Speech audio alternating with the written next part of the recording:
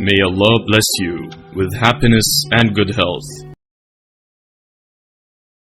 بسم الله الرحمن الرحيم. الحمد لله الذي أنزل على عبده الكتاب ولم يجعل له عوجا قيما لينذر بأسا شديدا من لدنه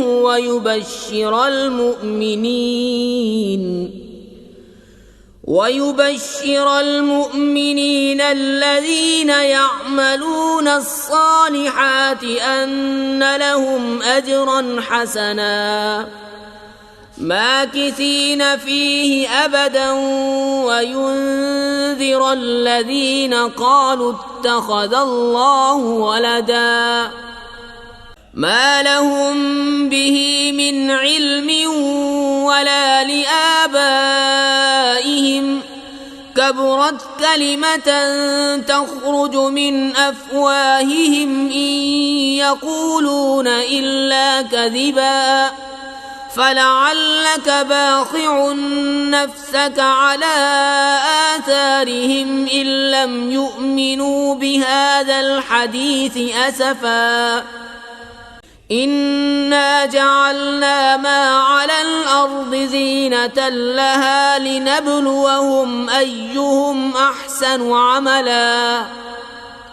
وإنا لجاعلون ما عليها صعيدا جرزا أم حسبت أن أصحاب الكهف والرقيم كانوا من آياتنا عجبا إذ أوى الفتية إلى الكهف فقالوا ربنا آتنا من لدنك رحمة وهيئ لنا من أمرنا رشدا فضربنا على آذانهم في الكهف سنين عددا ثم بعثناهم لنعلم أي الحزبين أحصى لما لبثوا أمدا نحن نقص عليك نبأهم بالحق إنهم فتية آمنوا بربهم وزدناهم هدى وربطنا على قلوبهم إذ قاموا فقالوا ربنا رب السماوات والأرض لن ندعو من دونه إلها لقد قلنا إذا شططا هؤلاء قوم اتخذوا من دونه آلهة لولا يأتون عليهم بسلطان بين فمن أظلم ممن افترى على الله كذبا وإذ اعتزلتموهم وما يعبدون إلا الله فأووا إلى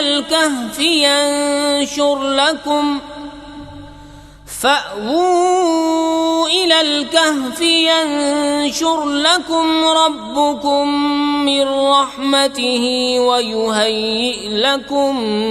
من أمركم مرفقا وترى الشمس إذا طلعت تزاور عن كهفهم ذات اليمين وإذا غربت تقرضهم ذات الشمال وهم في فجوة منه ذلك من آيات الله من يهد الله فهو المهتد ومن يضلل فلن تجد له وليا مرشدا وتحسبهم أيقاظا وهم رقود ونقلبهم ذات اليمين وذات الشمال وكلبهم باسط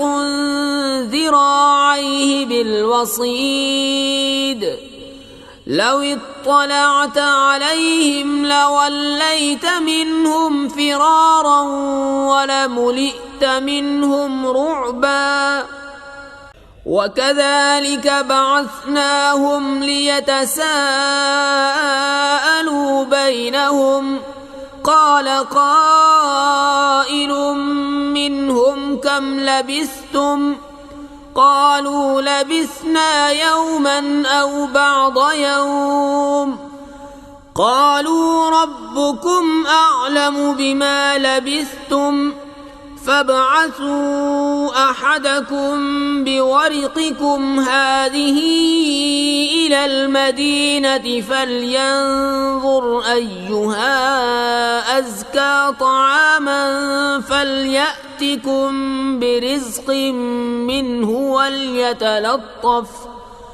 وليتلطف ولا يشعرن بكم أحدا إنهم إن يظهروا عليكم يرجموكم أو يعيدوكم في ملتهم ولن تفلحوا إذن أبدا وكذلك أعثرنا عليهم ليعلموا أن وعد الله حق وأن الساعة لا ريب فيها إذ يتنازعون بينهم أمرهم فقالوا ابنوا عليهم بنيانا ربهم أعلم بهم قال الذين غلبوا على أمرهم لنتخذن عليهم مسجدا سيقولون ثلاثة رابعهم كلبهم ويقولون خمسة سادسهم كلبهم رجما بالغيب ويقولون سبعة وثامنهم كلبهم قل ربي أعلم بعدتهم ما يعلمهم إلا قليل فلا تمار فيهم إلا مراء ظاهرا ولا تستفت فيهم منهم أحدا ولا تقولن لشيء إني فاعل ذلك غدا إلا أن يشاء الله واذكر ربك إذا نسيت وقل عسى أن يهديني ربي لأقرب من هذا رشدا ولبثوا في كهفهم 300 سنين وازدادوا 9 قل الله أعلم بما لبثوا له غيب السماوات والأرض أبصر به وأسمع ما لهم من دونه من ولي ولا يشرك في حكمه أحدا واتل ما أوحي إليك من كتاب ربك لا مبدل لكلماته ولن تجد من دونه ملتحدا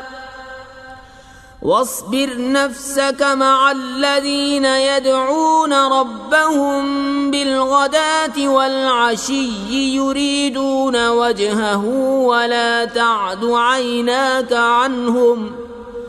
تريد زينة الحياة الدنيا ولا تطع من أغفلنا قلبه عن ذكرنا واتبع هواه وكان أمره فرطا وقل الحق من ربكم فمن شاء فليؤمن ومن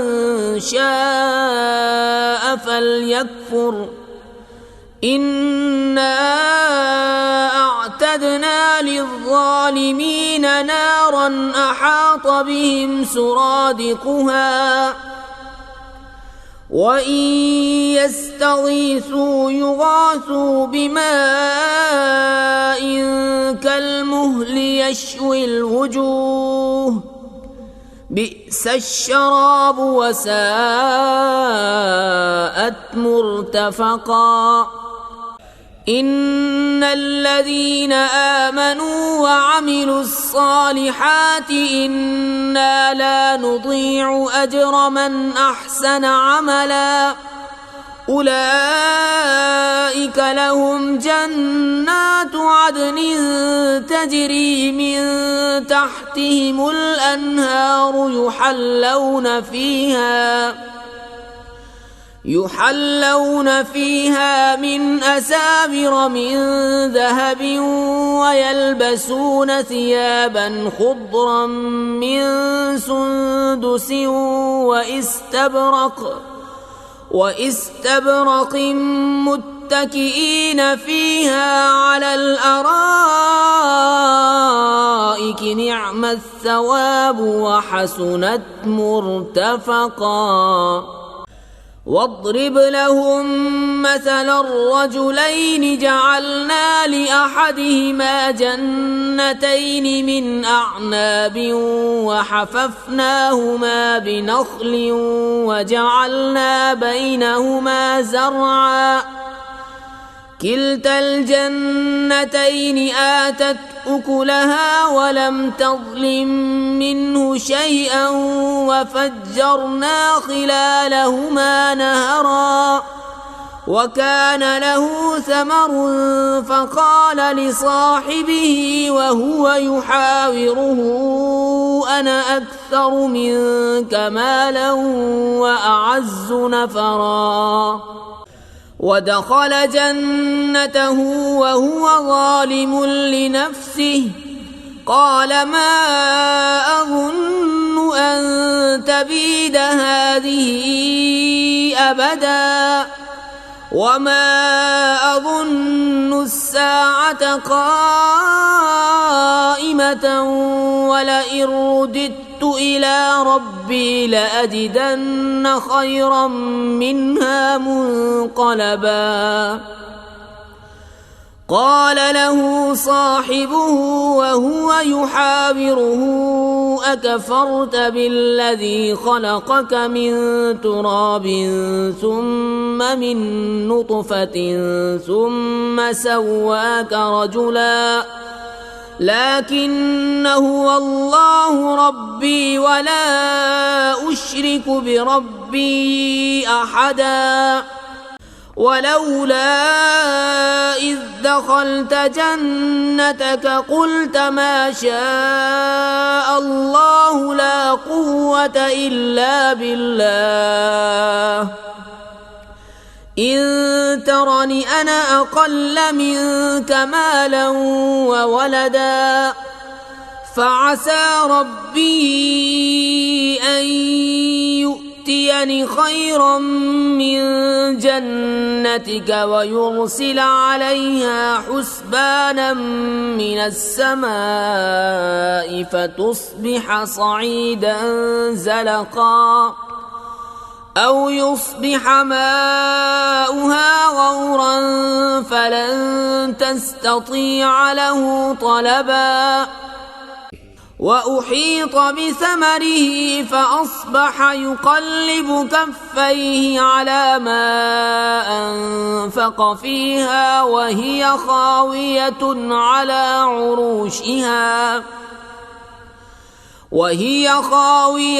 على عروشها ويقول يا ليتني لم أشرك بربي أحدا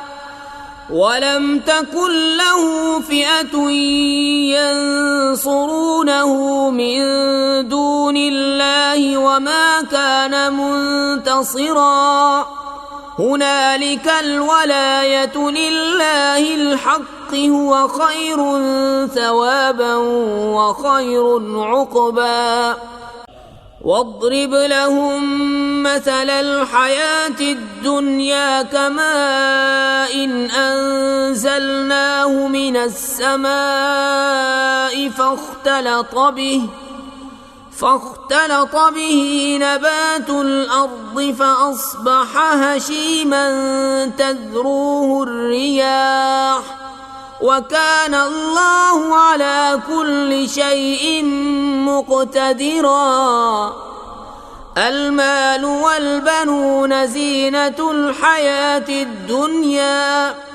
والباقيات الصالحات خير عند ربك ثوابا وخير أملا ويوم نسير الجبال وترى الأرض بارزة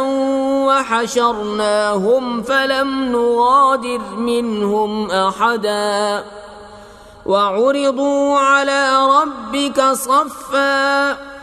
لقد جئتمونا كما خلقناكم أول مرة بل زعمتم أن لن نجعل لكم موعدا ووضع الكتاب فترى المجرمين مشفقين مما فيه ويقولون يا ويلتنا ما لهذا الكتاب لا يغادر صغيرة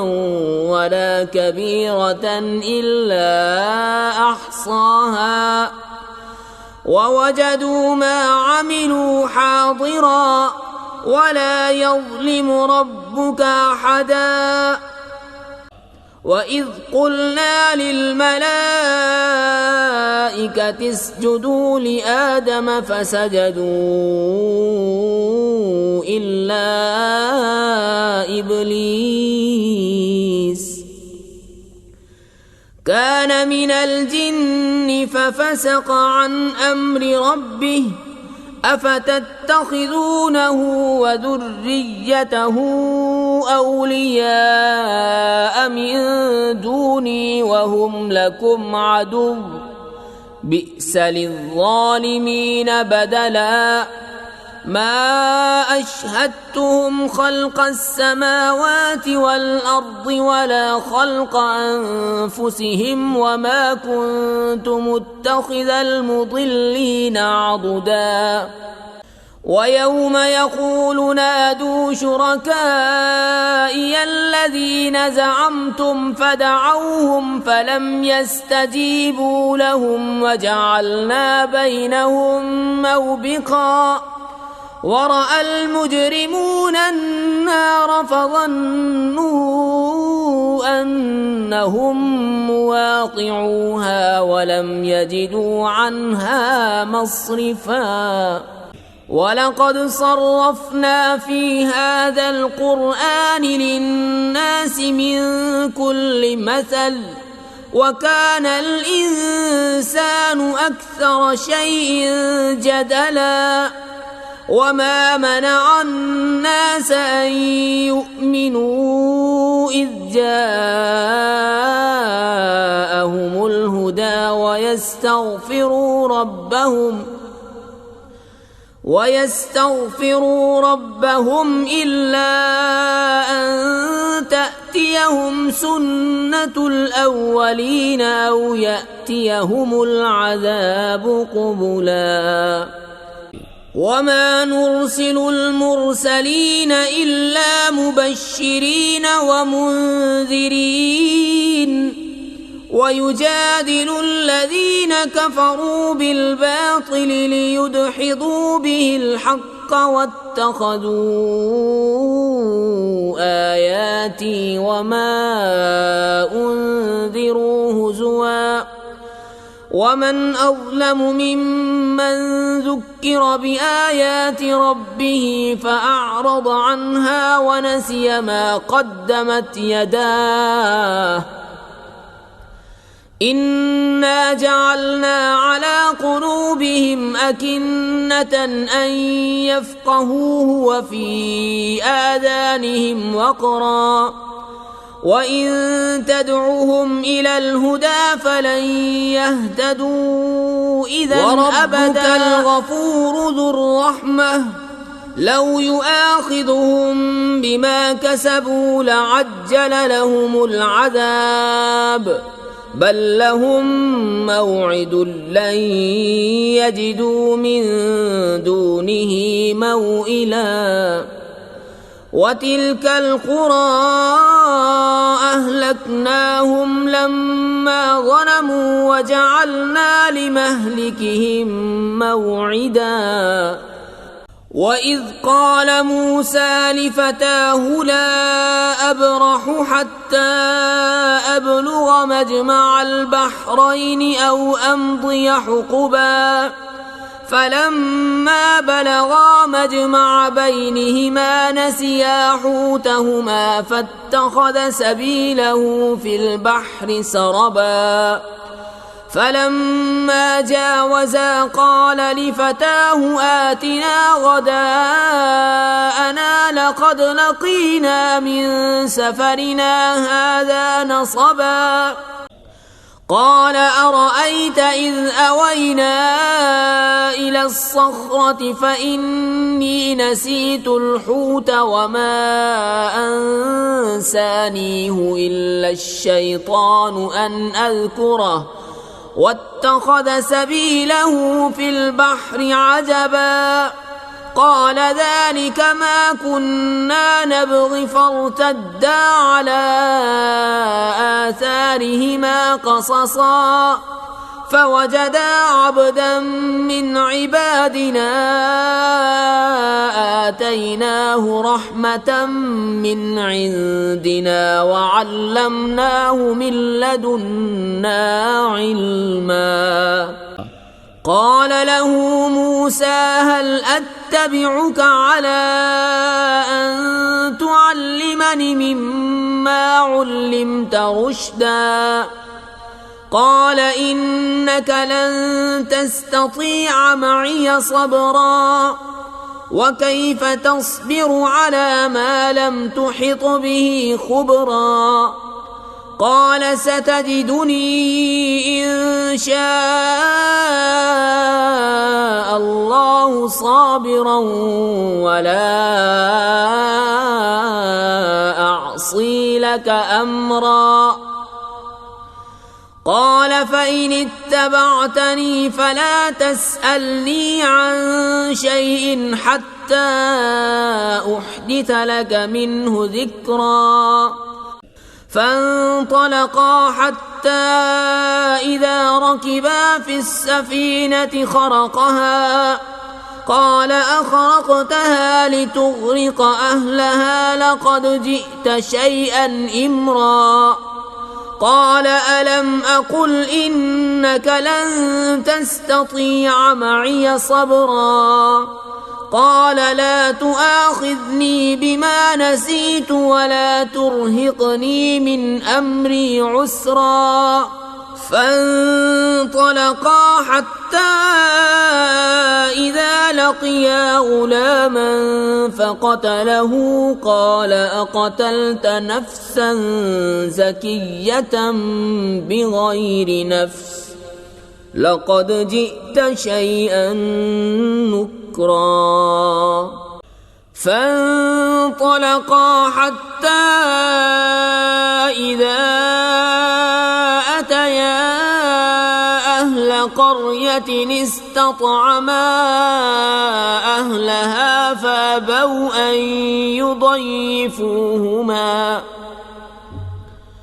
فأبوا أن يضيفوهما فوجدا فيها جدارا يريد أن ينقض فأقامه قال لو شئت شئت لاتخذت عليه أجرا. قال هذا فراق بيني وبينك، سأنبئك بتأويل ما لم تستطع عليه صبرا. أما السفينة فكانت لمساكين يعملون في البحر فأردت أن أعيبها وكان وراءهم ملك يأخذ كل سفينة غصبا. وأما الغلام فكان أبواه مؤمنين فخشينا أن يرهقهما طغيانا وكفرا، فأردنا أن يبدلهما ربهما خيرا منه زكاة وأقرب رحما. وأما الجدار فكان لغلامين يتيمين في المدينة وكان تحته كنز لهما وكان أبوهما صالحا، فأراد ربك أن يبلغا أشدهما ويستخرجا كنزهما رحمة من ربك، وما فعلته عن أمري، ذلك تأويل ما لم تستطع عليه صبرا. ويسألونك عن ذي القرنين قل سأتلو عليكم منه ذكرا. إنا مكنا له في الأرض وآتيناه من كل شيء سببا فأتبع سببا حتى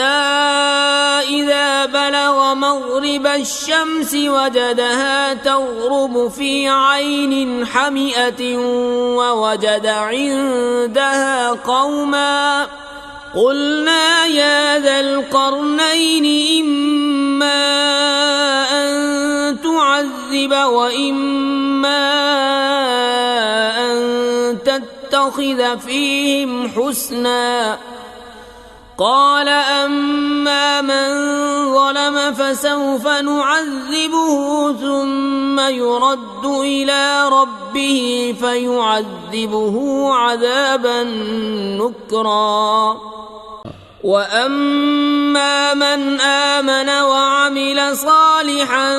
فله جزاء الحسنى وسنقول له من أمرنا يسرا.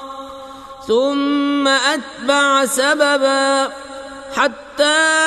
إذا بلغ مطلع الشمس وجدها تطلع على قوم لم نجعل لهم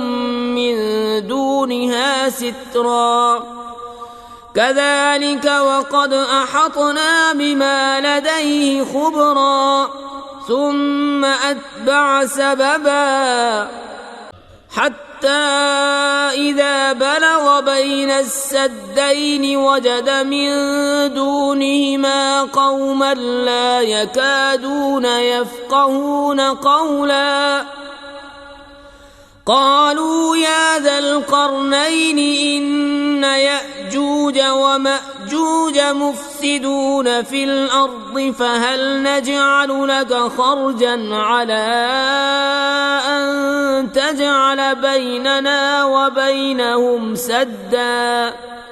قال ما مكني فيه ربي خير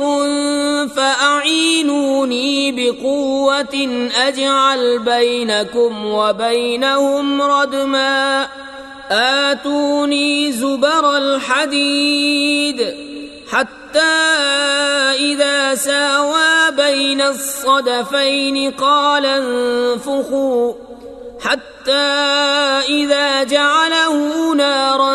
قال آتوني أفرغ عليه قطرا. فما استطاعوا أن يظهروه وما استطاعوا له نقبا قال هذا رحمة من ربي فإذا جاء وعد ربي جعله دكاء وكان وعد ربي حقا وتركنا بعضهم يومئذ يموج في بعض ونفخ في الصور فجمعناهم جمعا وعرضنا جهنم يومئذ للكافرين عرضا الذين كانت أعينهم في غطاء عن ذكري وكانوا لا يستطيعون سمعا أفحسب الذين كفروا أن يتخذوا عبادي من دوني أولياء إنا أعتدنا جهنم للكافرين نزلا قل هل ننبئكم بالأخسرين أعمالا الذين ضل سعيهم في الحياة الدنيا وهم يحسبون أنهم يحسنون صنعا أولئك الذين كفروا بآيات ربهم ولقائه فحبطت أعمالهم فلا نقيم لهم يوم القيامة وزنا ذلك جزاؤهم جهنم بما كفروا واتخذوا آياتي ورسلي هزوا إن الذين آمنوا وعملوا الصالحات كانت لهم جنات الفردوس نزلا خالدين فيها لا يبغون عنها حولا قل لو كان البحر مدادا لكلمات ربي لنفد البحر قبل أن